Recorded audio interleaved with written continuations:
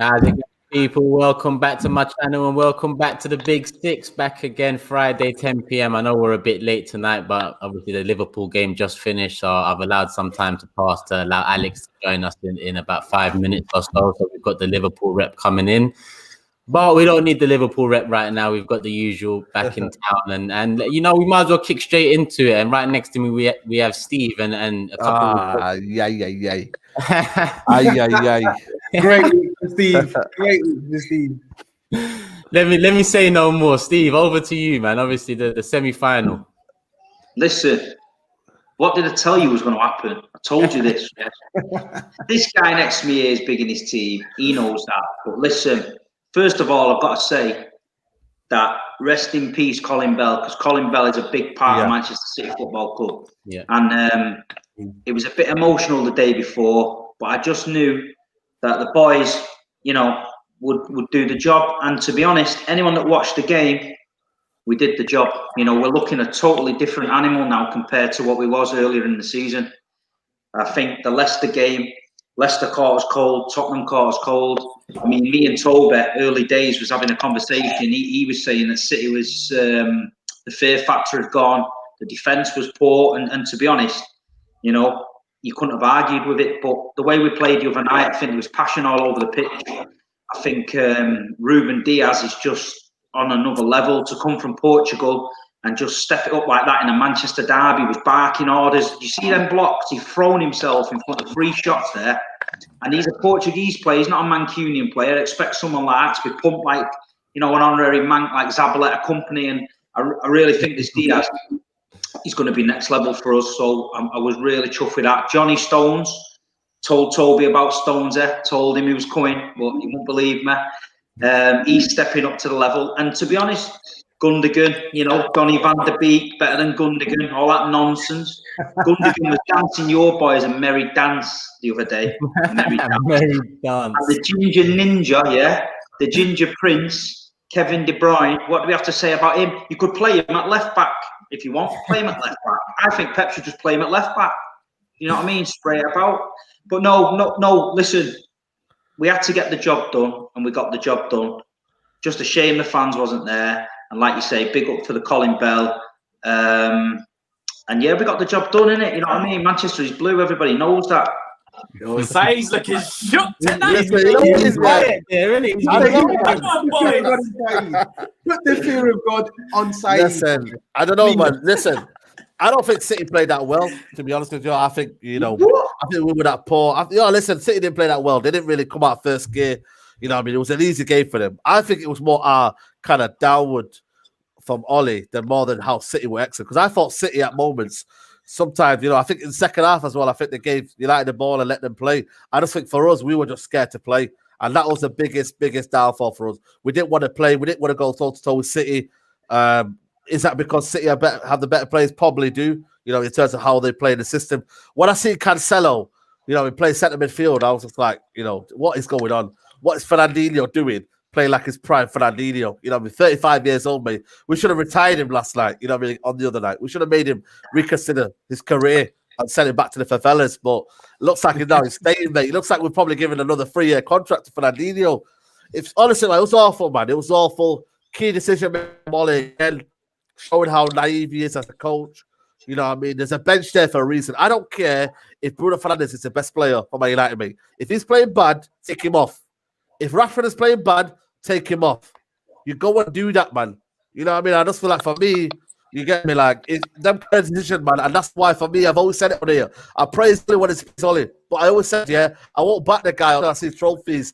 And that today, that out there, on the Carabao Cup was a trophy winning. You know what I mean? We could have went there, beat Tottenham. I think we would have beat Tottenham. And I know Toby's going to disagree with me, but I think we would have beat Tottenham because we have a We've always, we've just, I feel like with Tottenham, the way they set up here, hit them on the counter, we could do that. But the problem is, man, Ollie did not see that. And again, it's another trophy. 3 years, no trophy, man.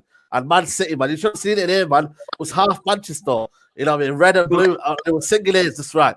Taking the time with it and just buzzing and us flat. There used to be a team, that we used to take the mick out of. Stockport FC, Main Road. You know what I mean? Never going to win a trophy. And not anymore. It kills me, man. It kills me. You know what I mean? This is down again. to the board, not getting it right again, man. We need a big manager to get us trophies, man. I don't know if Ollie's the guy, man. Listen, SAEED, you said that you had the biggest, the best squad in the league, yeah? You said Bruno Fernandes was the best player in the world, yeah? And the other, Bruno Fernandes, he's still missing, man. They've got a search party out in Manchester for him. No one's seen him since 4-8 the other night. He's gone, mate. No one knows where he is. You're going on about McTominay and Paul Pogba. Paul Pogba, don't talk to me about Paul Pogba for a £100 million player. He's a disgrace. He's a disgrace. Why is it a disgrace? Why is it a disgrace? You tell me, right? Tell me one game where Paul Pogba has won you the game. No, for £100 million. In circles of when we're not. Pogba I'm talking facts. That's what happens every game. What happens every game, though? He's a big every game, though. When Pogba has a bad game, yeah. When Pogba has a bad game, yeah. We're talking about is it world class and all that. I see the script all the time. We're talking about Paul Pogba yesterday was playing left wing, mate. Left wing. It's not down to Paul Pogba where he plays. He goes out there and puts in a shift in. You know what I mean? Listen, Kevin De Bruyne was playing up front. So what? In his natural position. Did he mark his game? In his natural position, no. De Bruyne, for me, is more an attacking midfielder than he is a centre midfielder. He plays better when he's advanced anyway. So, but for him, what do you mean? He's better. You've bought defensive midfielders, and you said they're going to unlock Pogba. No one's unlocked Pogba because Pogba is a joke. You can't. I think that's a bit unfair. Paul Pogba yesterday was playing in the game against Man City. He was playing for me on the left wing, man. Is that down to him? You put De Bruyne on the left wing. Is he a good player? Yes or no? Of course he is. He's played well everywhere. I've just told you. Sorry. De Bruyne playing on the left hand side. We're not expected. If any other top 6 team let a player go for free and bought him back for 100 million, and he performed how Paul Pogba's performed in the last 5 years, it'd be criticised. Why is this Paul Pogba show? We're not talking about it. I'm just going through United's team, what you was telling me, and I just said he is a joke, and he is. He doesn't do anything for your team. I think he played well. I think players wasn't up to the standards of the game at City. Man City had a system, they had a style of play. Phil Foden ran rings round him.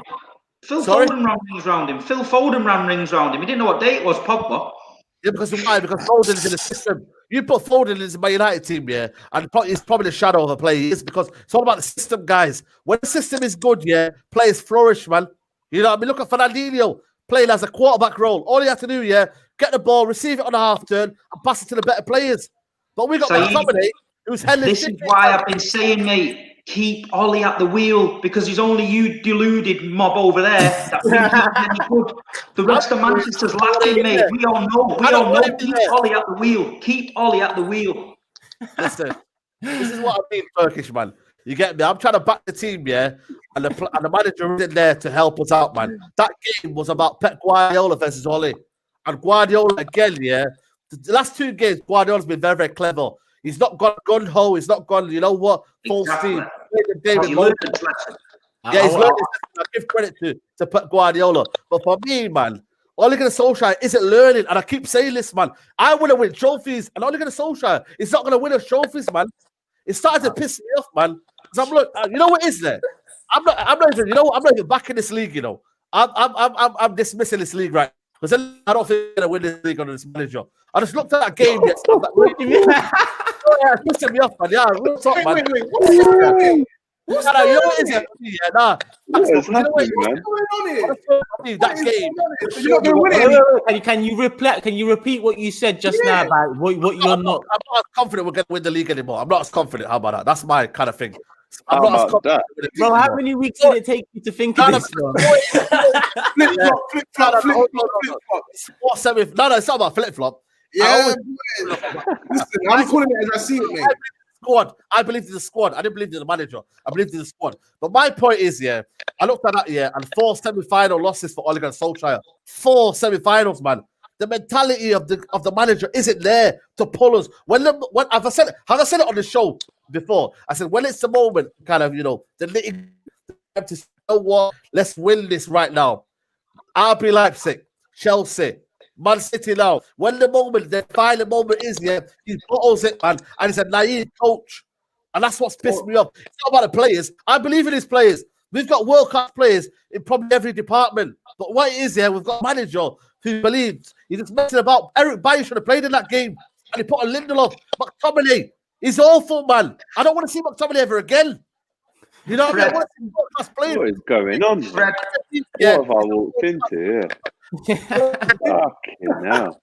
Yeah, sorry. Obviously, I brought Alex in mid conversation. Obviously, Alex, welcome back to the Big Six. Right? Yeah, man. We kick it off straight away here, so there's no warm up. We go straight in. Mate.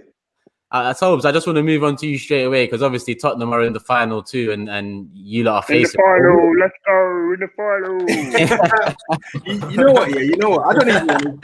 I want to hear more from SAEED, to be honest, because I just want to know. I just want to know what's changed, Turkish, because the exact same reasons he's saying they can't win the league now. He knew this a week ago.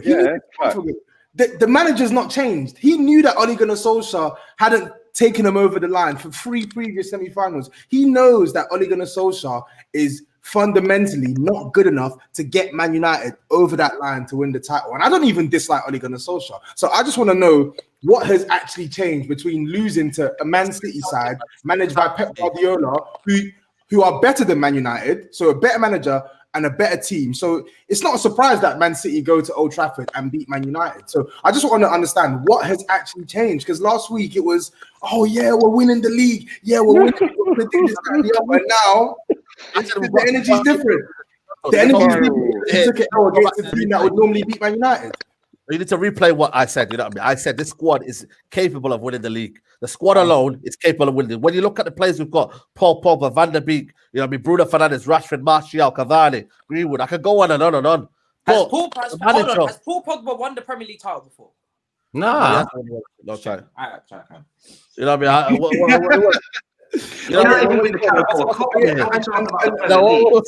And then so I just wanted to mention something else as well, Saeed. So I remember you were saying that Bruno was the best player in the world or something like that. Oh yeah.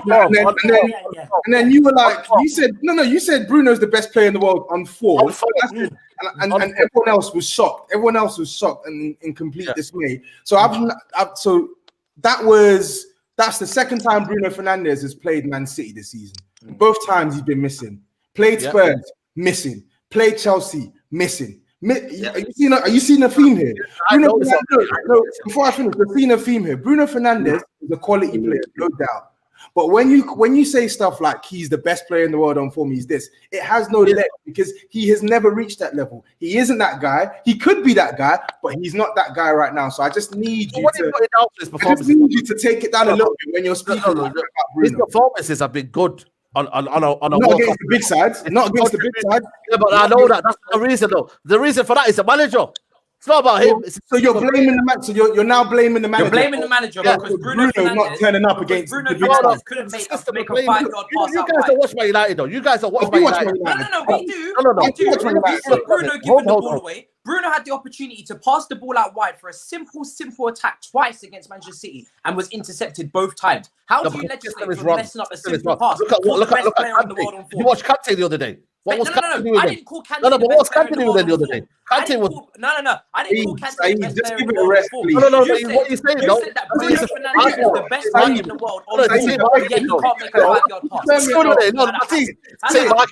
Kante was absolutely terrible player. He was, yeah. But Bruno's the best player in the world on form. So who cares about Kante? So then, why is he not turning up against the best? It's funny. It's funny. Saeed, can I just say something? It's funny how you say Bruno was the best midfielder in the world on form, but when he's gone up against the actual best midfielder in the world, when he's gone against the best midfielder in the world by a distance and the best player in the league alongside Harry Kane for me, fam, he looks funny in the lights. I didn't know what you That's what I'm saying. Just relax with Bruno, please.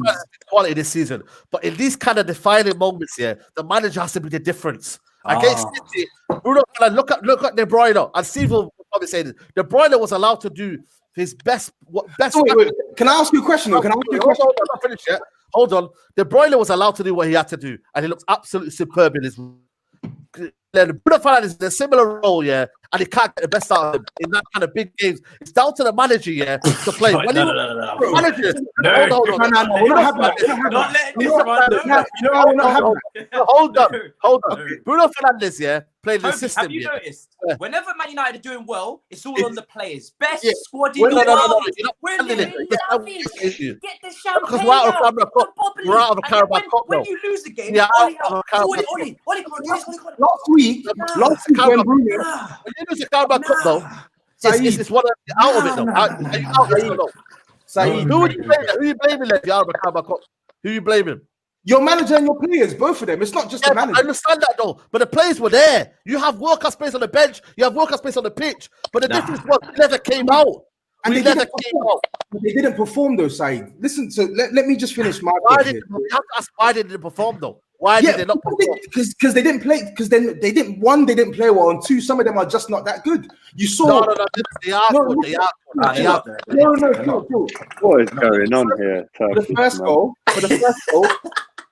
goal, that was that Maguire and Lindelof gaff again. How many times have we seen the ball run across the line and Maguire doesn't clear it out? That's a mistake of Maguire. That's number one.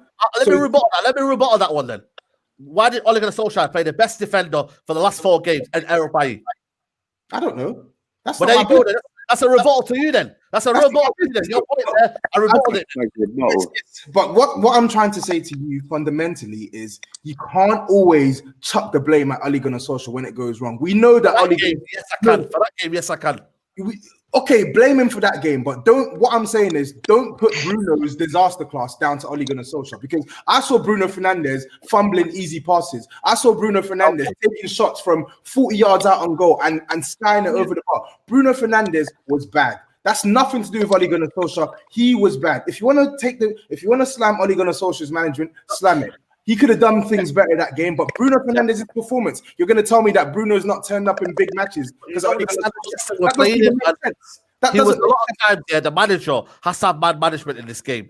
A lot of times, Bruno Fernandes was ghosting a lot of the time. The manager has to pull the player and say, listen, you need to help out the team. You need to go in the zones where we want to play. Sometimes, a lot of times, he was chasing a lot of the ball. There was positions where Fernandes... Bro, he's doing everything he normally does. Hold on. So in a big game, you have to learn from this. No, I want to ask you something. Only has to make it sure that we're solid as a unit. What did Oli do wrong specifically in this game? I want to know. The first position, the fundamental position, was Eric Bailly. That was our best defender for the last 4 or 5 games. That wouldn't have made a difference, man. That wouldn't have made a difference. You're getting caught up. Are you kidding me, man? Are you kidding me? Eric Bailly's been our best defender for the last 4 games. So is Eric Bailly the best defender in the world now? No, he's phoning it off. Lindelof has hardly played, for last month. Has hardly played for last month. Eric Bailly was taken off, for no reason at all. Been playing well for the last 5 months, 4 games. Been absolutely colossal. You would have thought, every single game he's put his head in there. He's the last ditch tackle. The defense is more stronger. Harry Maguire can move up. We can play a high line. Everyone is more comfortable in that system. That's the decision for me. In terms of Bruno Fernandes, there's a lot of times in games, where he kind of roams around. As a manager, you've got to tell him, stay compact. The midfield balance was wrong. McTominay and Fred was wrong against Fernandinho and your team because you kept the ball. McTominay was ghosting a lot. He didn't change it. You want to play Van der Beek, keep the ball. It's all about keeping the ball, man. You know what I'm saying to you? And that's why the system against Man City was all wrong. He's done it against Chelsea. Man United fans are moving like the protesters. So I just want to ask a question. You just said something weird. You just said Bruno Fernandes, he should have told him to stay compact. Isn't one of Bruno's USPs, one of his unique selling points, is the fact that he gets about the pitch. He's a hard-working midfielder. Yes. He's tenacious. He wins the ball back. So against the side like Man City, who are going to dominate the ball, why would you want Bruno Fernandes to just keep compact? You have to have a balance. I said balance. It's you do. Balance. But you do have a balance. But you do have a balance, and that's what I'm saying. Fred and McTominay are the ones that are playing deeper. They should be compact. They should be the one that are trying to close off all the spaces. Bruno Fernandes, he's an advanced midfielder. You let him do his dirt. You let him do his work. So what's changed? No, the problem is, man, you got to realize the balance, man. You know what I mean? And for me, McTominay wasn't the right answer for that game. He never kept the. He had a 97% pass accuracy. Did you know that McTominay had a 97% pass accuracy? Yeah, but Who more cares? time. Number one was it wasn't effective. Fernandinho made passes that were effective. McTominay made passes that were ineffective, and that for me, was the reason why. It's a sub reason to why we lost the game. The reason why we didn't play Bailly. The reason why McTominay substitution was too late for me. You know what I mean? Matic could have been more of a better kind of combination for Fred. Keep the ball better. Rashford played poor in that game. You don't listen to me. Rashford had a poor game. The manager throughout the whole game, never took him off. I think he took him off towards the end of the game. I'm not sure. But he never took him off towards the end of the game. There's a lot of options on the bench. The manager is not choosing that. And the lack of decision and lack of man management from the manager is down to Ollie. It really is, man. The players can go out there and play. They can play. But he's still a manager, like Pep Guardiola does for Man City, to kind of make it all tick and make it all sing. And I think that for me, is a difference between you getting a semi-final or not. It's all about the decision. I think you wouldn't be the same, Matisse. If you lost a semi-final, mate, you would have been like, "Where's the key decision?" Yes, the players have the players, but you got to realize the team, and the manager have to help each other, man. I think Bruno is not the best player in the world on form. I think your squad was massively overhyped. I think you've got a lot of penalties and VAR decisions in your favour this season. When you were asked to play football against a top team, Havertz,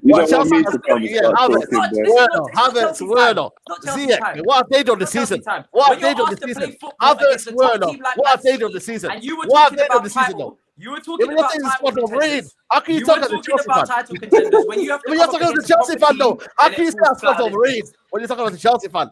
How can you say our squad's overrated? Like I said, when you have to team like Man City, relax, then it gets sticky. Like I said, I'll be seeing you in a couple months when you're down next to Matisse, pam him. Continue pamming him. He deserves it.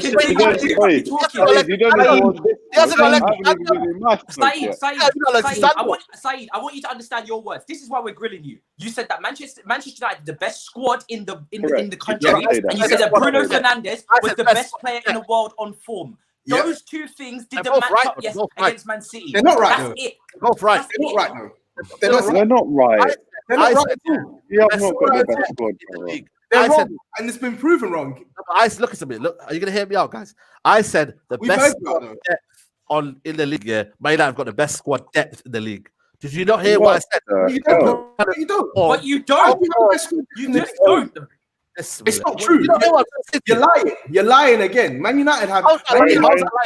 It is like because it's not true. It's not true. That's why it's lying. It's not the best player on form.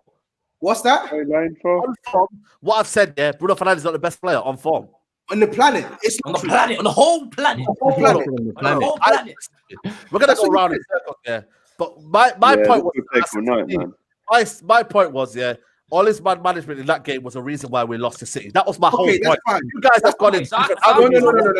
That's not what's happened. That's fine. What's going to happen every time Man United the players and every time you mess up, it's the manager. That's what I'm exactly. You said if you said Ole Solskjaer management was poor, that's cool. But when we're trying to criticize Bruno and you're saying Bruno played badly, that's nonsense. That's cool. Oh yeah, you know what I mean. Bruno's poor. Anyway, Spurs are into the final. That's what I wanted to say. Yeah, I know you are. Professional result into the final. Let's have it. Pep Guardiola is going to be a difficult team to play against, but we beat the season. Let's try beat them again. That's what I want to say. You want to win the Carabao Cup now? Yeah, you want to win the Carabao Cup? I want to win it. This is the FA Cup. This is the FA Cup show. Jeez. I didn't want to go this season. I swear there's called FA Cup in the title. Listen, Turkish, we got him rattled tonight. We got him rattled tonight. So listen, all I'm going to say on this, United. Listen, Saeed, Ole, pick the team. You've been bigging up. What the lads are trying to say is you've been bigging up your players and your squad, yeah? He's picked the team. In big games and in title runnings, stand up on the pitch and do extra special things to drag you to trophies. It's not just down to the manager. He only puts the team out there. But what I'm trying to say is, I actually thought Bruno the other night showed a little bit of passion for a derby. I thought he ran around, he chased a few lost causes. I actually thought Bruno Fernandes was up for the game.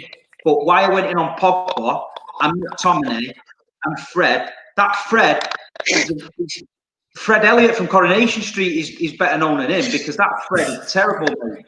So what I'm saying is, listen, that show called me.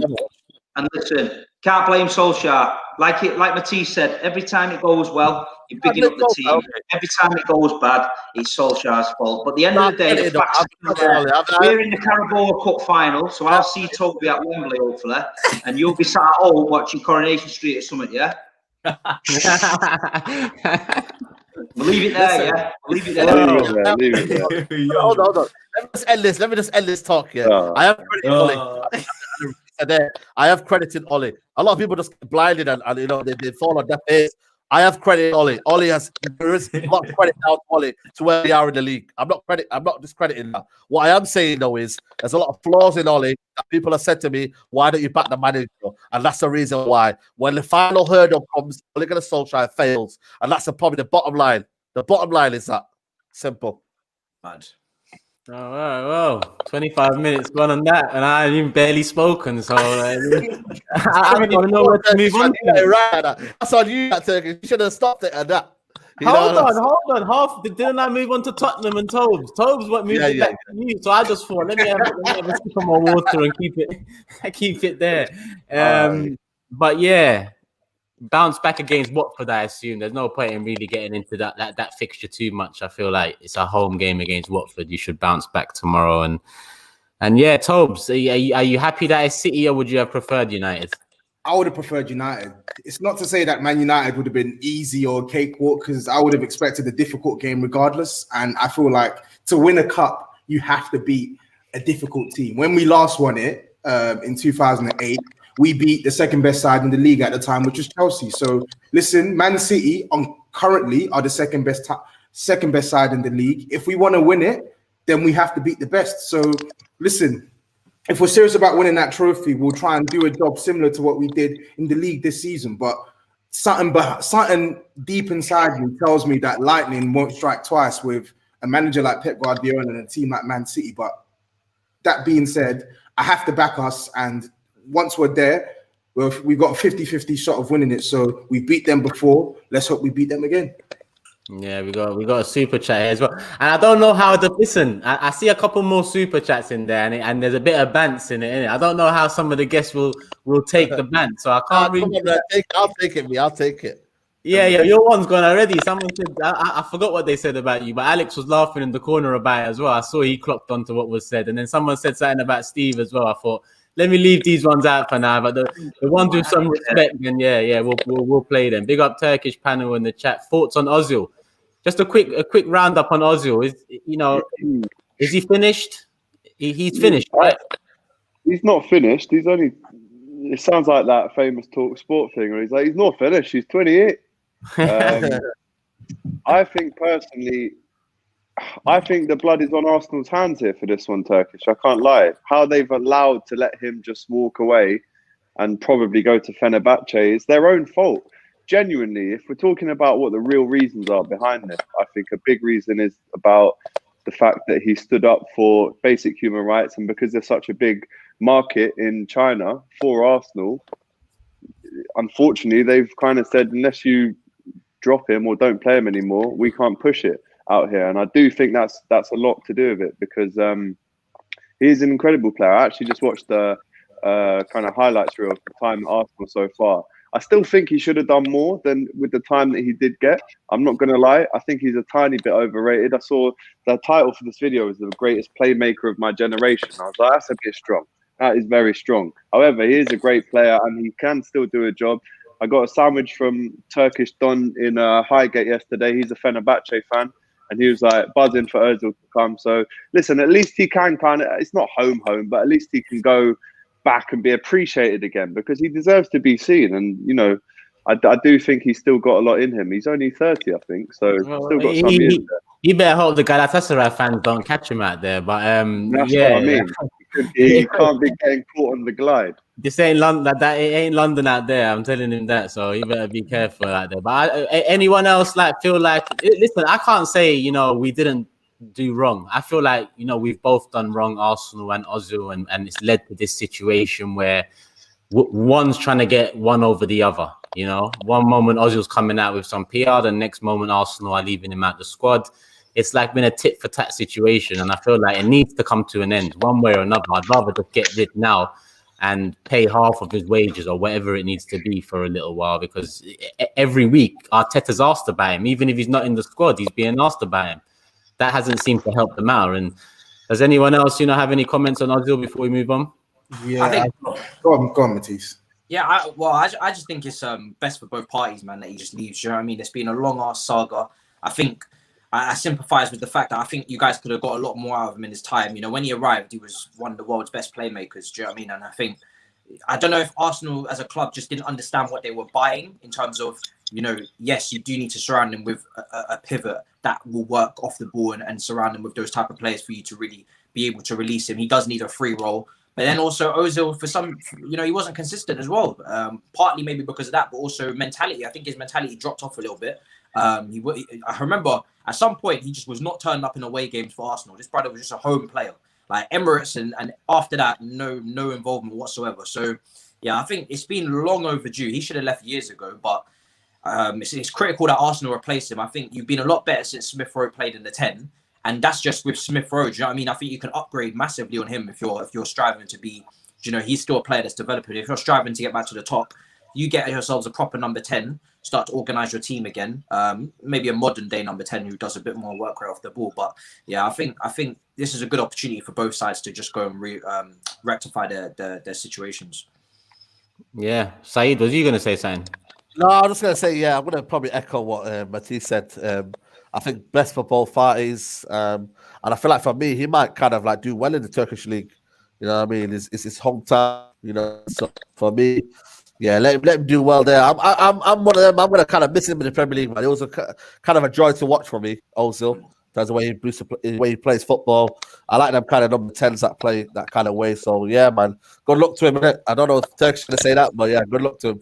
Yeah, I kind of agree a bit with Alex, and I agree with Matisse that we didn't support him well enough when we should have, And the thing is, opinions change. Like, he was the first shirt I bought from Arsenal Football Club for a long time because I was fed up with the way they was ran. So when Ozil came in, I thought to myself, right, big signing, big name, finally, we're going to turn a corner. It was the first indication of that. I bought the shirt. I thought, yes, we won an FA Cup. We bought Sanchez. I thought, yes. But then it just went downhill from there. The summer after, we bought Czech, and that's it in the first couple of weeks. Those things didn't help Ozil. But when Ozil signed that contract, and now I'm not saying it's his fault, but you cannot say it's not his fault either. It's the club's fault for giving the contract, but it's not the club's fault that he hasn't lived up to that contract. I agree. Arsenal failed him. Yeah, Arsenal failed him, but then he failed us after that because it essentially... Not many players are going to do this, but he could have really... We offered Sanchez 350k and Ozil 250. That made sense, in my opinion, because Sanchez was that type of a player to lead the team in terms of, money and in terms of quality. Ozil was always that backup / the person that's going to make things tick behind the scenes. So I thought that made sense. When Sanchez got taken by United, we just moved that onto Ozil. And he took it, but he was never that player. You can't just move that wage onto that player and think you're going to get some productivity and quality out of Ozil, And that's where we went wrong, and that's where Ozil. I can't ask him to say no, But I feel like I don't know, man. It's sad the way it's ended. Listen, he picked Germany, but he's a Turkish man.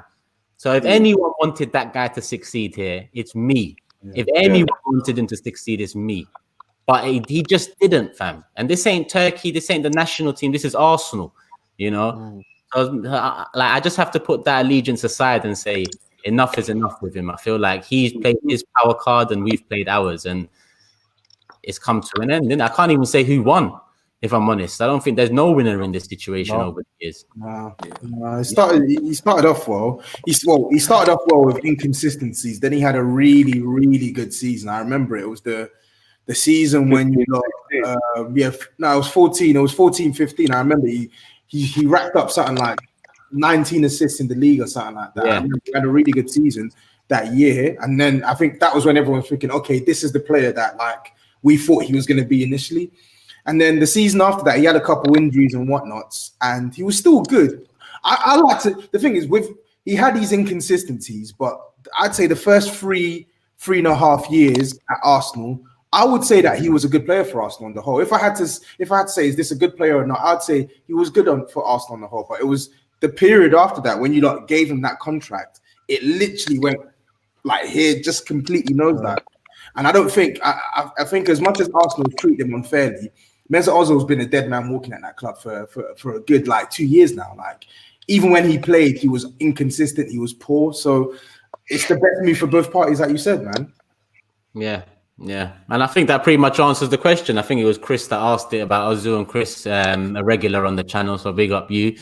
And Philippe has another question here, but you know what, Philippe, we're going to save this. I've taken a picture of this question. We're going to save this for the Monday episode, just because I feel like, obviously on Monday, the Premier League fixtures kick back off again, and we can talk about where we are and what's going on for this part of the season. But in terms of winners for the league, FA Cup and Champions League, we'll know a bit more then with who's through in the FA Cup. So I've taken a picture, Philippe. Tune in Monday, 10 p.m, and that will be a topic on the show. I'll make sure that gets in. Alex, obviously Liverpool just played. What's your thought? Outside looking in, I thought to myself, do you remember when Sir Alex sided FA Cup off for the Club World Cup, and it had a little impact on the FA Cup? I feel like the FA making the match go ahead essentially is what's happened with that team, and then saying that the Aston Villa Spurs game might not go ahead, kind of says that this competition is the joke a lot of people have turned to say it is over the years. I know you lot are 1-4-1, but what's your opinion on should the match have gone ahead? No, the match shouldn't have been played tonight, I don't believe. It's just ironic, isn't it, that Liverpool played them last season when we were at the World Club Cup, and we had to play under 23/under 19s when we were there last season. We lost that game 5-0. So for them to even score a goal tonight, like you guys might laugh when I say this, right? But if we hadn't won that game by at least 3 goals, do you think I would have come on here? There's no way I would have come on here. Do you think I would have carried on doing the Kop TV? Do you think I would walk outside my yard? No way. There's no way. And when my missus was here when Louis Barry scored, the man that taught Lionel Messi everything he knows, she was there like, oh, this is embarrassing. She walked out the room. She doesn't even like football at 2 times. And she walked out the room when Louis Barry scored. So it was, forget Liverpool, forget 4-1. All the round of applause and all the congratulations here has to go to Aston Villa for being able to put out a team at that short notice with no manager. The players that they were playing, I mean, genuinely, bro, I genuinely have football shirts older than these guys. Some of them were 16, 17, 18. Their parents had to drop them off tonight because they're too young to drive. It's all crazy. And the game should never have gone ahead. But all respect to Aston Villa for fielding the team. The score is irrelevant for me. If anything, Aston Villa actually come out of this with better PR than Liverpool do. Tonight was a lose-lose situation for us completely. If we won 8-0 tonight, they'd be like, yeah, you won, but you're playing against a bunch of kids. If we won 1-0 tonight, oh, you only scraped through against a bunch of kids. God forbid what would have happened if we lost or that game went to penalties tonight. It would have been an absolute PR disaster. But for me, listen, we're in the next round. If I can call it revenge for the last 2 times that we've been at Villa Park, then I can call it that. But at 4-1, apart from 5 minutes in the second half, and obviously we dominated possession throughout, we should have really got 6, 7, maybe even 8 tonight. Their keeper was unbelievable. I don't know if you lads watched the game, but their keeper was really good. Made some great saves towards the end of the first half.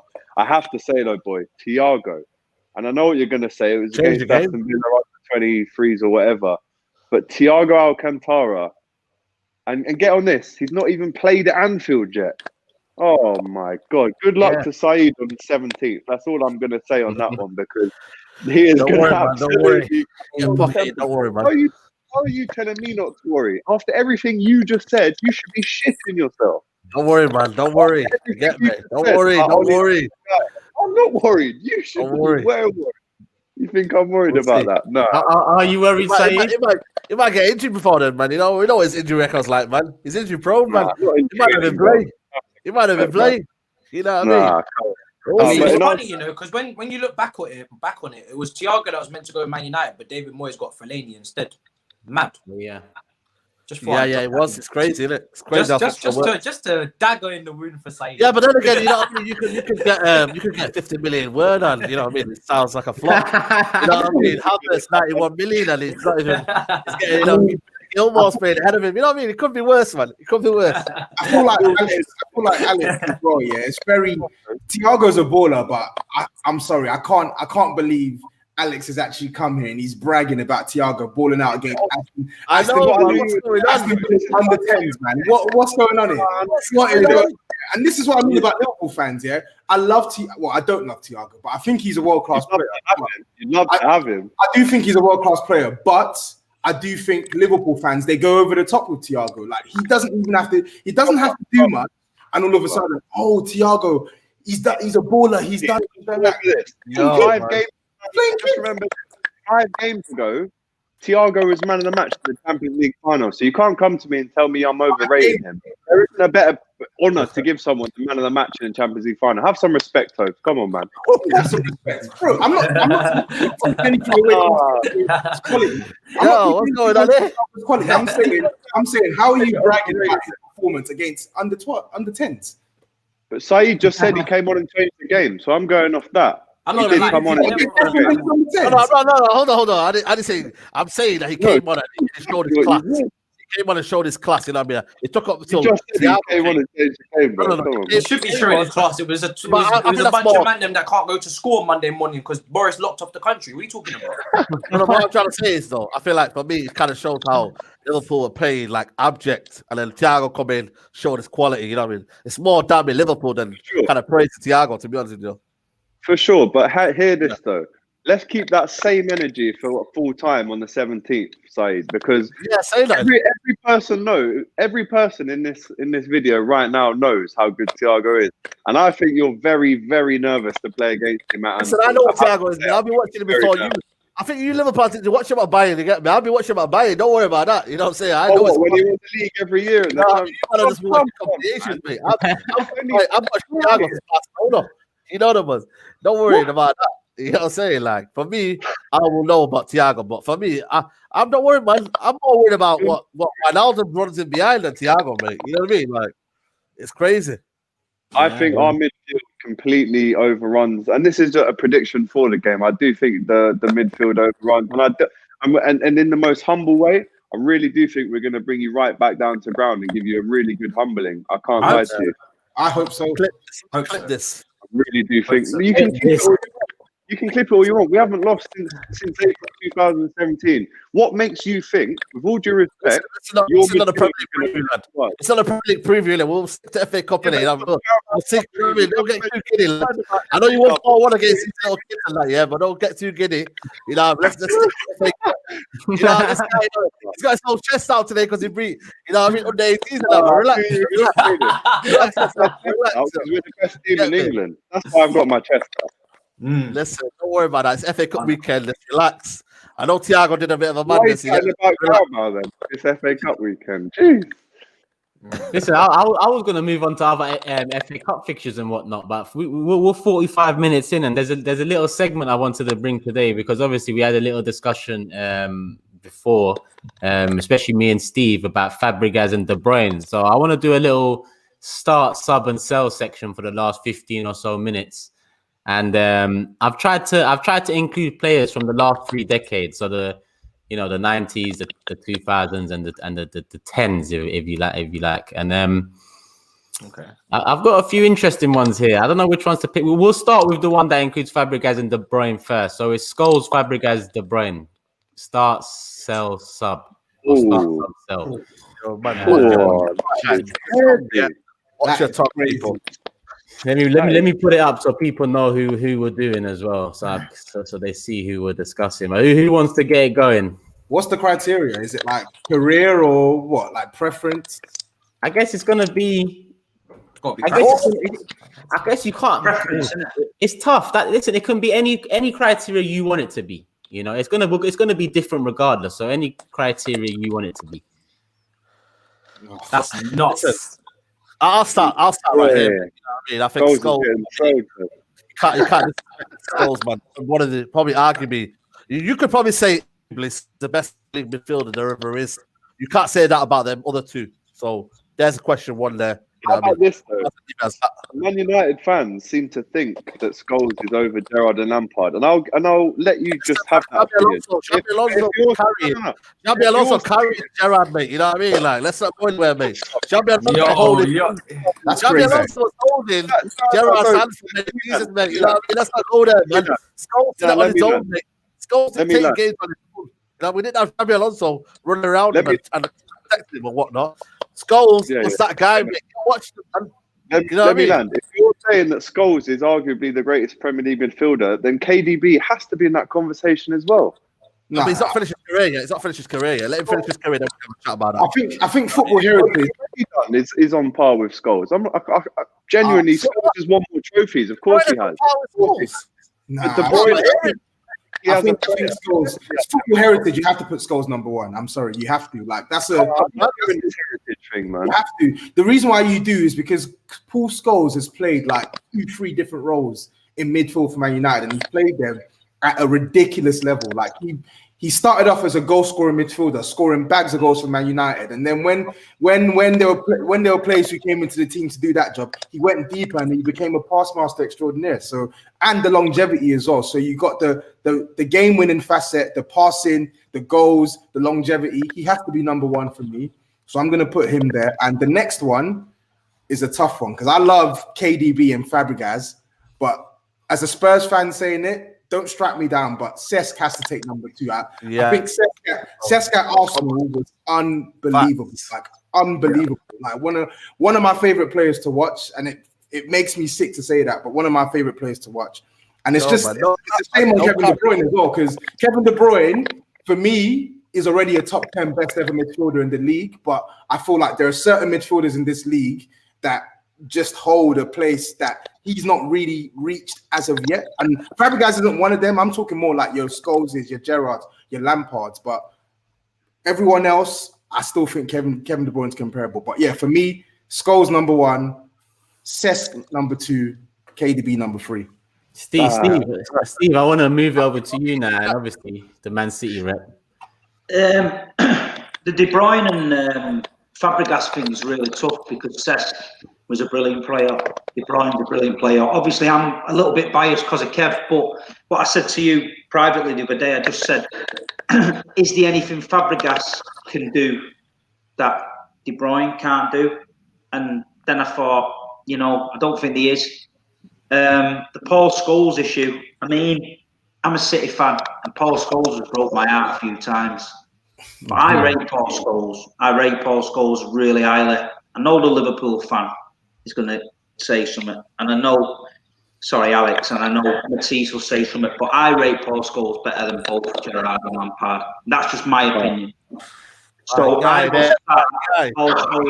hey, coming from me, I'm being truthful. That's just my opinion. I rate Paul Scholes. Listen, I rate him. On and off the pitch, I rate him. And I'd start Scholes, I'd sub De Bruyne, and I'd sell Fabregas. Okay, so a bit different there. So let's move on. Matisse, you've been quiet, so let's get yours.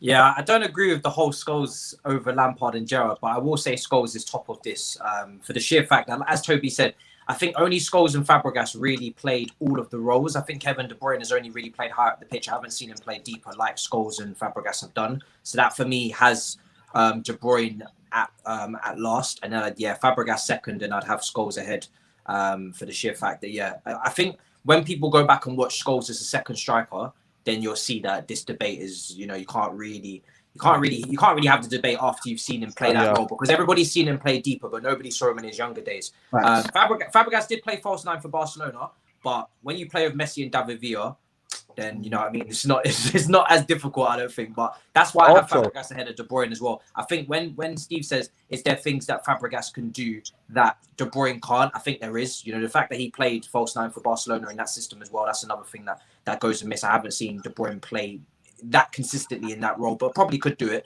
but I haven't seen it. And then again, dropping deeper into a pivot like he did for Chelsea when we won the title as well.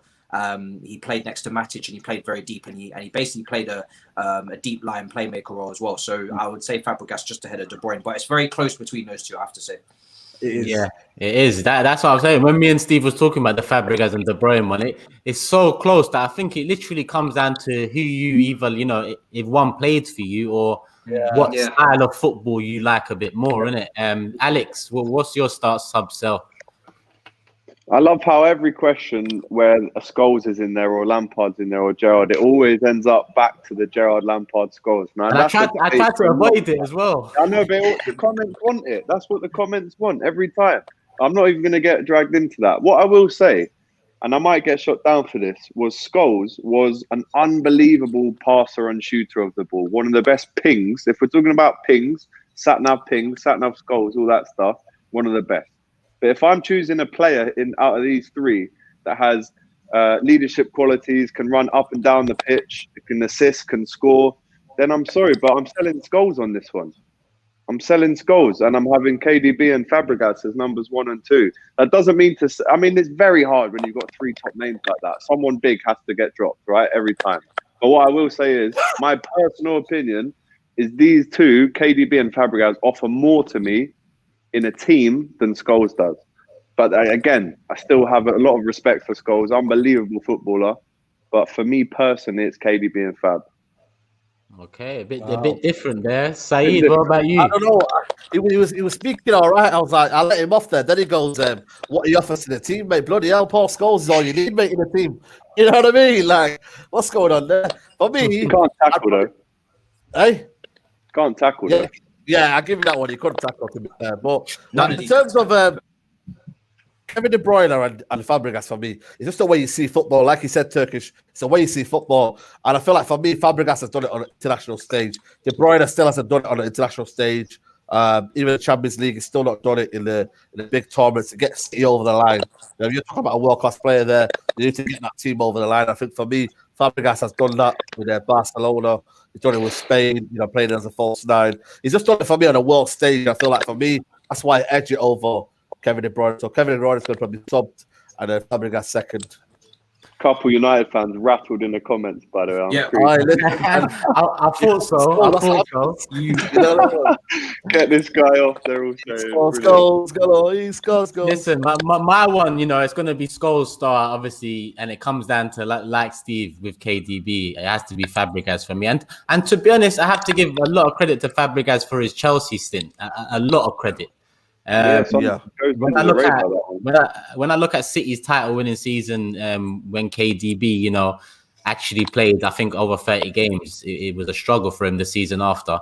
And I look at Fabregas for Chelsea that season, statistically on paper, they pretty much done very similar.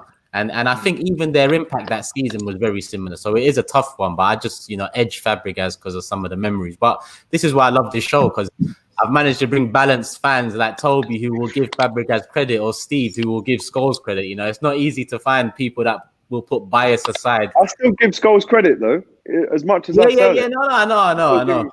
Unbelievable player. 3 great players there, though. So it's and this is the one I've added Gerrard in. So we might as well start with. Shall I start with you, Alex, or should we let? Yeah, go on. Let's get it out of the way first. Go on. All right, this is the one I've put Gerrard in. Vieira, Gerrard, Yaya. Wow. This is tough. Oh no. Maybe we shouldn't start with you now. It's hard. I tried to make them hard.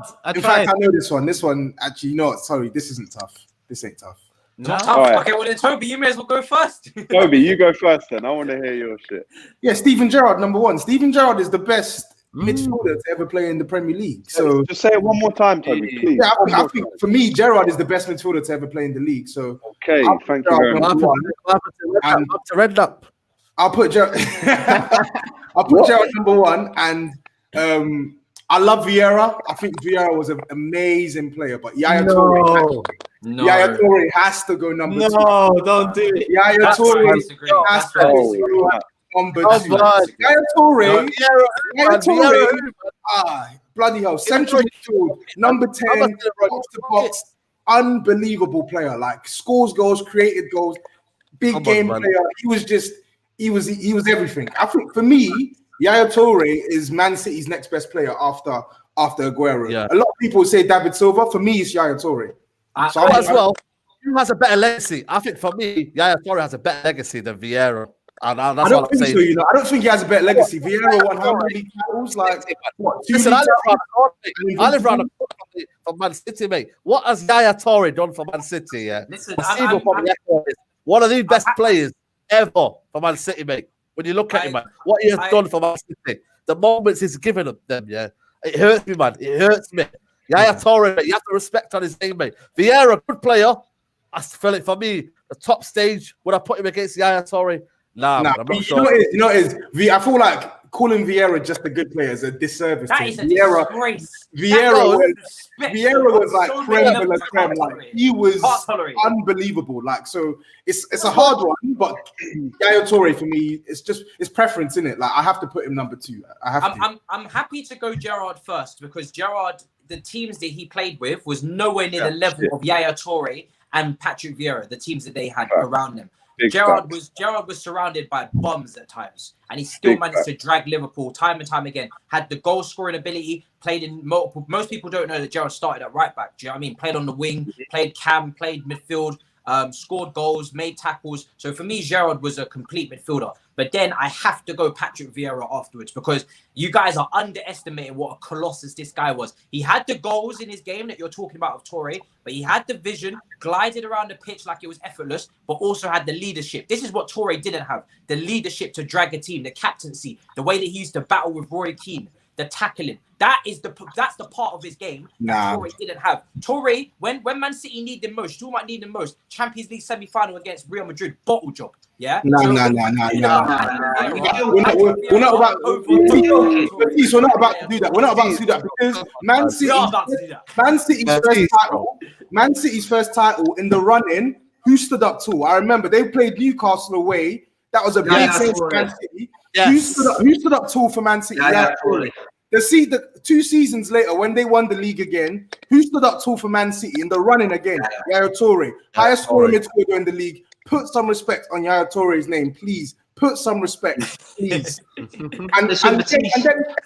respect him. We respect him. The reason why I was so vented, the reason why I was so angry, is because I had to respond. I do respect Yaya Toure. Let me stop trolling. I do respect Yaya Toure.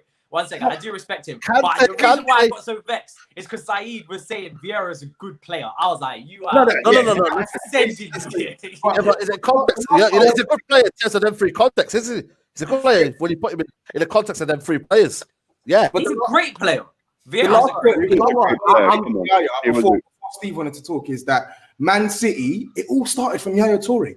They literally started winning trophies when Yaya Toure came to the club. He dragged them in the semi-finals, dragged them in the finals as well, and I'm pretty sure he won them the game in the finals. He literally started that winning mentality at Man City. So when I'm hearing the leadership and stuff, it goes out the window. Vieira had more leadership, though. Yeah, he was probably a better leader, but Yaya Toure led by example on the captain of the Invincibles, Vieira. I don't know if I would establish I would associate leadership with Yaya Toure. I think he was a great player individually. Wow. I don't know if I would establish. I'm not saying he was a captain of the field. I'm saying he led on the pitch. He won them games. He was a match winner. Sorry. Is it Steve, go on. No, with Yaya, like I say, that running for the first league title, game at Newcastle away, 2 goals, Yaya Toure. First FA Cup win, semi-final Man United, Yaya Toure. Final Stoke City, Yaya Toure. Carabao Cup final, Sunderland, Yaya Toure. Games where he's ran the length of the pitch with the ball and scored. That season when he got all them assists and all them goals didn't even make the team of the year. I mean, I know what you're saying about Vieira as a leader, because Patrick Vieira was a phenomenal player. And if I'm in the trenches and it's going off against Roy Keane, I want Vieira with me. But I think Vieira did it for longer as well. Is another point I want to make. But I don't think he did. Yaya, just for me, it's Yaya, innit? And he did drag Man City to him. He dragged us to him. He was a colossus. It's tough, so tough that them 3 players there. It's how you see football, isn't it? How you see football. I mean, it's so down to opinions as well. I mean, Yaya Toure means a lot. You've seen him from the outside. Obviously, I'm around the club, so I'm passionate. Same with SAEED, with Scholes. Same with Alex, with Gerrard. It's in you, you know what I mean? But my opinion, Steven Gerrard would be the top one, obviously, for what he's achieved. And we all know it. You know, he's a great player and a great leader. And this one's so tough because Vieira played for us as well, and he came at the end of his career, but he was really good for us. And obviously, I watched him go up against Roy Keane, and I thought, you know, for a young lad at 20-odd-year-old, and to be fighting with Dennis Wise and Roy Keane, he was phenomenal and really great player. But I just can't pick him ahead of Yaya. So I'm going to go Gerrard, Yaya, and Vieira. But that's no disrespect to Vieira. I have to make a quick point before someone jumps in. I just feel like it all depends as well on what kind of impact they had on the team. Gerrard was the reason why they won multiple cups, you know, in the Champions League. Yeah. Yaya Toure, same with City. I think Vieira was, I'll say, a great player. But did he affect Arsenal in terms of winning the league? I thought Henry, them kind of players were more kind of, you know, the reason why they won. You know, Did, man. I don't Nah, you're putting too much disrespect. Vieira was box-to-box colossus. Everything. World Cup winner. Fantastic. Again, you talk about Yaya Toure. He had his peaks for like 2-3 years, but Vieira did it longer. I'm talking about effectiveness. Gerrard and Yaya had a more of an effect on their teams than Vieira. That's my point. No, but the thing is, Gerrard and Yaya Toure scored more goals, but Vieira impact on his team was just as significant as theirs, but just in a different light. Vieira was essential to everything Arsenal did well during that period of time. Like Matisse said, he had the engine, he had the dribbling, he had the flair, he had the passing, tenacity, leadership. He stood up better as Gerrard, not as bad as Yaya Toure. Of course, because I'm not saying but the thing is with Yaya and Vieira, the gap is not. It's not wide. It's not wide. It's very close. No, it's close. You have to go on preference, in my opinion. And I'm going with Yaya Toure. Yeah, Turkish, you go on. I feel like you're burning inside, man. You know what I'm saying? I literally asked you for Turkish to back the thing. I can't believe it. I can't lie to you, man. Vieira. You know what? I've actually got and listen, it's 3 top players. You know, so there's no disrespect to anyone. Yeah. I actually start Gerrard. I start Vieira and I start Toure. You know, I think it comes down to a bit of sentiment too, because I think there's 3 people here that in the last 10 minutes said what Gerrard's achieved. Now, Yaya and Vieira have achieved a lot more than Gerrard. Gerrard was in an awful team. It's just that I believe, obviously, we're in England. We live here. It's Gerrard. It's Liverpool. It's like we see that as well. And I just have to go with Vieira first. Maybe it comes down to sentiment with Yaya because there's not much for me to choose there. What do you say, Alex? Of course, listen, all the Arsenal fans in the comments are obviously going to pick Vieira because they support Arsenal. I grew up in the era where North London, where there was a lot of Arsenal fans, obviously. Bro, I can't lie, I was putting Vicks on my chest because I thought that was the thing to do. But it weren't Vicks, it was just pure snot, and it didn't help at all. I can't lie to you. But what I'm saying is, hear this, I think 75% of us on this stream and the comments realistically know that you cannot do anything apart from have Gerrard as the number 1. And I'm not even going to get into the reasons why, but it's an unspoken thing. You know he's there. The other 2, I don't think Patrick Vieira could have ever dreamed of having an individual season as good as Yaya Toure in 13-14 when he scores 20 league goals and 10 assists as well? Yeah, something like that, yeah. Do you remember Alex? Vieira could have ever dreamed of an individual season like that. However, Vieira was captain of the Invincibles, won the World Cup, won the Euros. So for me to split them, it's literally it's skin of the teeth business. Alex, you know that year you lot won, was it the Champions League with Rafa? 05, yeah. Yeah, around that time, wasn't it like there was something going on with Gerrard about, you know, he was being played on the wings and he was being played out of position of cup. Was that under Rafa? Well, initially under Gerrard Houllier, he started off as a right back, and then, as Matisse said, kind of transitioned into midfield because he's such a powerhouse and that kind of stuff. But yeah, under Rafa, there were times when he would play slightly out of position, but I think that was more of an England thing, to be honest. Everyone knows that Gerrard was played at left wing sometimes, as was Scholes, to be honest, as was Lampard, to be honest, at times. Yeah. So a lot of England don't know about Gerrard number 17, fam. Gerrard number 17 was nuts. What about Gerrard number 28? Get on that one. That was his first. Yeah. You know what I think? If I put a prime Vieira next to that Xabi Alonso, Mad. I think I might be happier than with Gerrard. Brother. No. I swear to you. Only you want Let's Gerrard. not forget as well. Let's not forget when people mention Xabi Alonso. Let's not forget he joins in 04-05, leaves in 08-09. In my opinion, he only has 2 excellent seasons, which is the first and the last. People actually forget that in between 07 to 09, there was spells when Gerrard was 100% carrying that midfield. And let's not forget, in that midfield, you had, or the spine of the team was Pepe Reina, Xabi Alonso, Steven Gerrard, and Torres up top, with Carragher and Agger in defence, or Carragher and Skirtle. I genuinely think if you'd have put Gerrard in the team that Vieira was in at Arsenal, or Gerrard in the Yaya Toure team at Man City, he would have done exactly the same, if not more. Put them all in Gerrard's position, there's no way they would have achieved what Gerrard achieved at Liverpool. There's no way. I think you agree. Alonso is not Turkish, you know. Like Alonso. I didn't mean that as in. I didn't mean that as in he had more of an influence. I'm just replacing Vieira and Gerrard.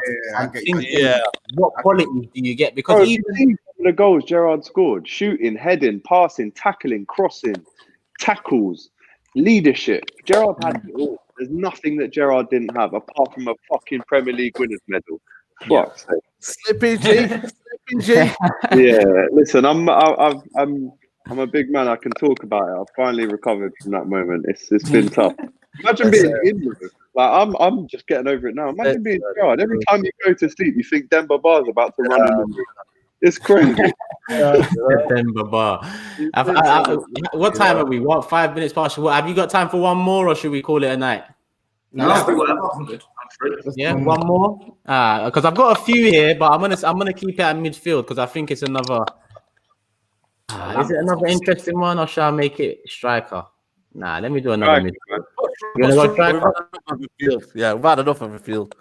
All right, cool. But the midfield I was gonna do, and we might leave it to next week, is Keane, Makelele, Fernandinho, but we'll leave that to next week. Yeah. Oh, that's a tough one. Woo.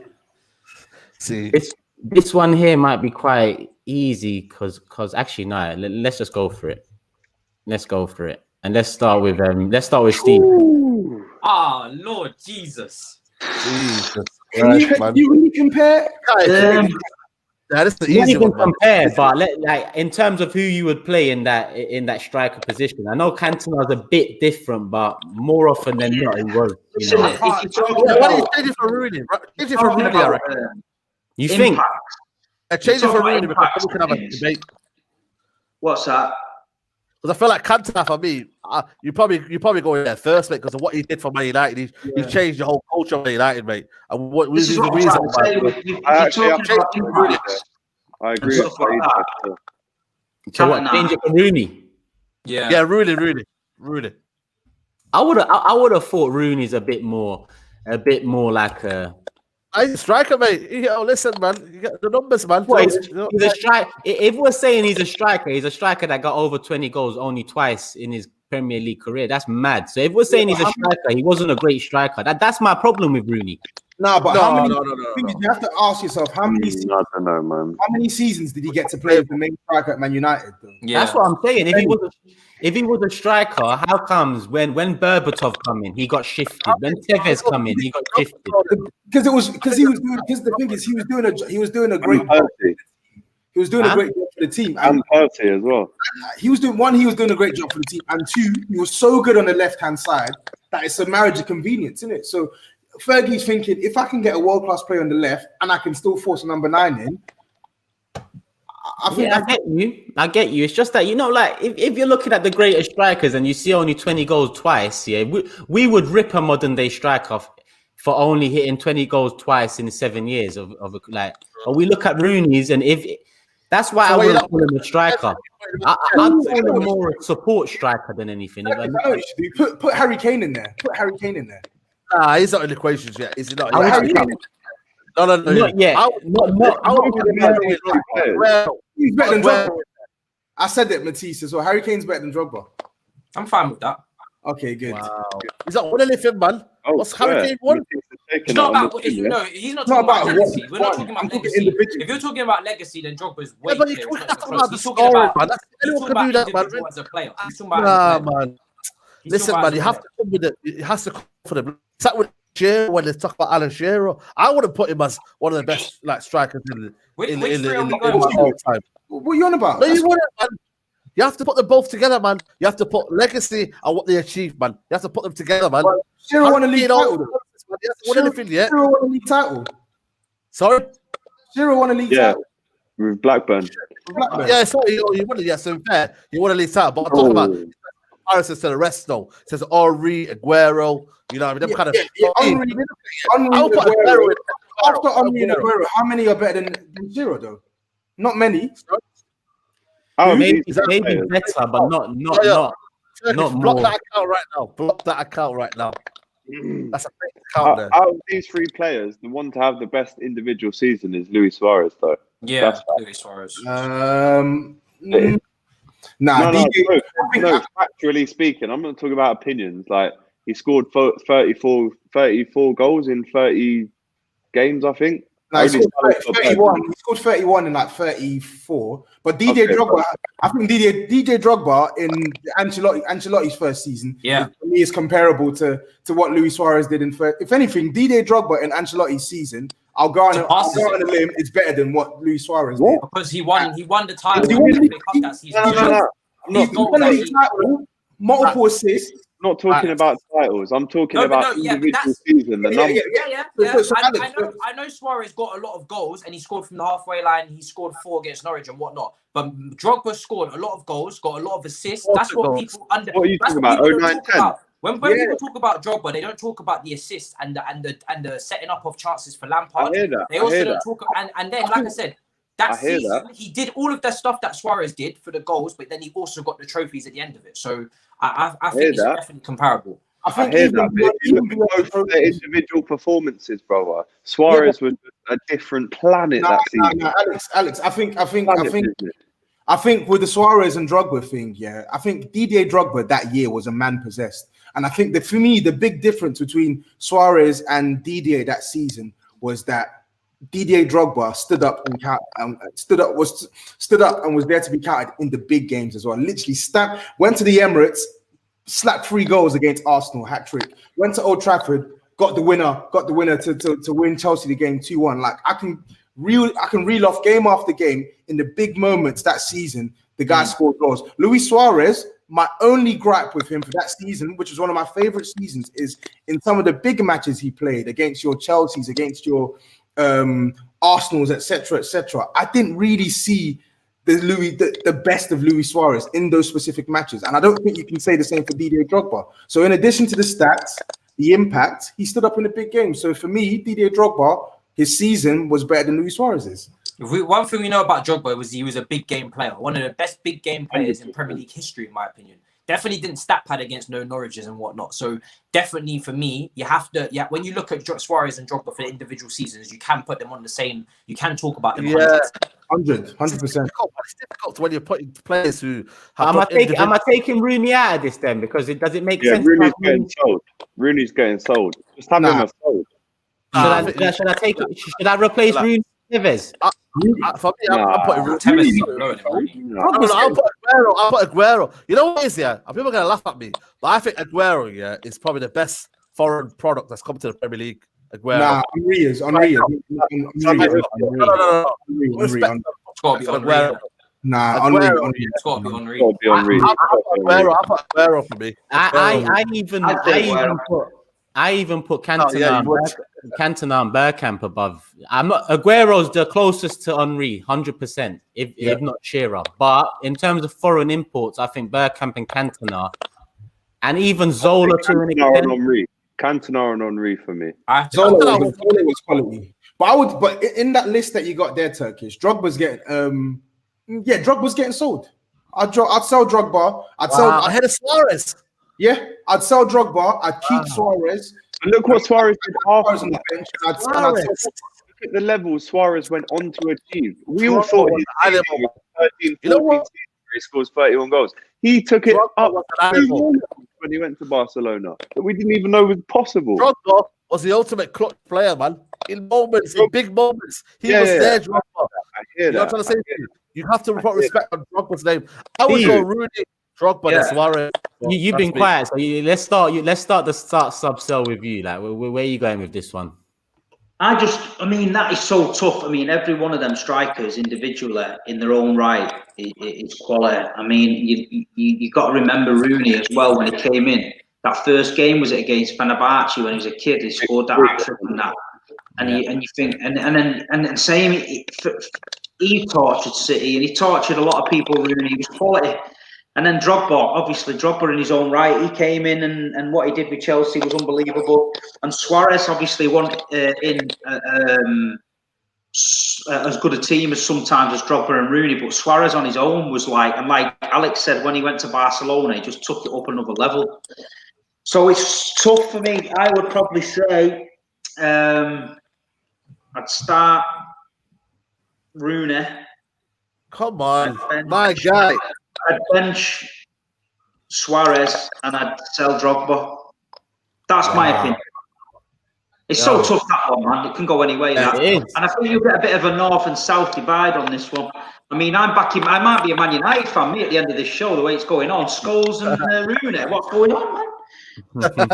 It's true. Saeed, over to you next. Actually, is this the James Redmond here? Yeah, prime Torres game neutrals. I was thinking about adding Torres into it, but I thought to myself, we'll leave it as it is. Saeed, what's your start sub sell? Listen, man, I'm gonna go for Rooney, man. Unplayable between like 2005 to about 2010, mate. Unplayable for me. Rooney, even as a striker, mate. You know when you call it him and Ronaldo, mate. Unplayable. So I'm gonna go Rooney. I'm going to go with selling Suarez. And I'm going to go with Drogba, man. That Drogba, man, he used to give me nightmares, man. Every time we played him, man. That FA Cup final, you know what I mean? Clutch moment there. Think about an Arsenal fan and Drogba. That's real nightmare. You know what I mean? Yeah, for me, I'm selling Suarez. Suarez, for me, top quality player, mate. Listen, the way he got galvanized, you know what I mean, Liverpool in that time, mate. They nearly won a title, you know what I mean? Just nearly, but yeah. You know what I mean? Like, you know, for me, you can't buy that. But, yeah, it has to be Rooney, sell Suarez, and I'm keeping Drogba. Keeping Drogba, yeah. Matisse, over to you. It's so hard to judge this because if you're going out and out goal scoring in the league, then you actually probably wouldn't go with Drogba because Drogba, much like you spoke about Rooney, wasn't just a goal scorer. Drogba didn't put up high figures in the Premier League like very often. He had 2 very outstanding seasons, but then some other seasons he didn't get many goals. He was more about the big games, like Saeed speaks about the finals, you know, turned up in the big matches. He didn't really, you know, score a high volume of goals. So you give the goal scoring to Suarez. But I don't know where it is, man. When it just comes to legacy, I think you can't put Suarez over Rooney and Drogba for me because what Rooney and Drogba done for their clubs for in terms of turning up in the big games. Do you know what I mean? We're talking Drogba Champions League final for Chelsea, FA Cup finals. You know, like I said, when we won the league, he was exceptional as well, winning the Golden Boot. You look at Rooney. Rooney played 4 positions for Man United from age 17 up to age 30. The man delivered. Do you know what I mean? And that's just another longevity thing where Rooney was, for me, bicycle kick against Man City, but turned up in the big games as well. I know Suarez had an unbelievable season at Liverpool and then did great things at Barcelona. But I just think I can't bring myself to put him over Drogba and Rooney. So I think for Rooney, for the fact that he brought the goal scoring at a young age and then played all these positions and was just the whole of his career. Like, you know, Drogba came from Marseille. He was a bit of a late bloomer. Rooney started from 17. So I've got to put Rooney first. And I'll probably go Drogba second. For what Drogba did in those finals can't be replicated. Big game player. He literally, without him, we don't win that Champions League. And I don't think Suarez is doing the same thing for you. Suarez might have more volume goals, more skillful, you know, do the beautiful things on a football pitch that we admire. But when it comes to actually importance, I think Drogba is irreplaceable at times. So then I'll go Drogba and then go Suarez last. I think I need to. I'm not even gonna lie. Like Matisse has really like refreshed my memory on Didier Drogba because I feel like I was going with bias on Luis Suarez because of the player. I love the player. Like I think the player is unbelievable. But if we're judging it on what these guys did in the Premier League, then you have to go Suarez is the one to be sold there because Didier, like Matisse said, Didier Drogba League Cup final. In what year was it when you lot beat Arsenal? 2000 and I don't even know, man. Drogba versus Arsenal was disrespectful. League. So yeah, you know what? You're right. You're very right. So I'll put Didier Drogba second, Rooney first, and you'd have to sell Suarez then. Yeah, Alex, over to you. Difficult to ignore the presence for so long of Rooney. I think, like TOBS said, to start off at 17 and carry on till probably 5 years ago, when really he kind of definitely dropped down as a striker to a defensive midfielder anyway. You have to put respect on that. I'm not going to lie. You have to put respect on that. You also have to put respect on the fact that when you needed Drogba to perform, he was there. Every single time. The amount of times he gave Arsenal nightmares, United nightmares, huge games against Liverpool in that whole Rafa versus Jose 5-year period or three-year period. Drogba was the person that we were man-marking. Carragher was sticking onto every single game. Unbelievable. I remember one game in 06-07. The ball comes out of nowhere. Carragher's on Drogba's back. He chests it, spins, and just left foots it, top bins from 30 yards. That's the kind of player that you're dealing with. Unbelievable.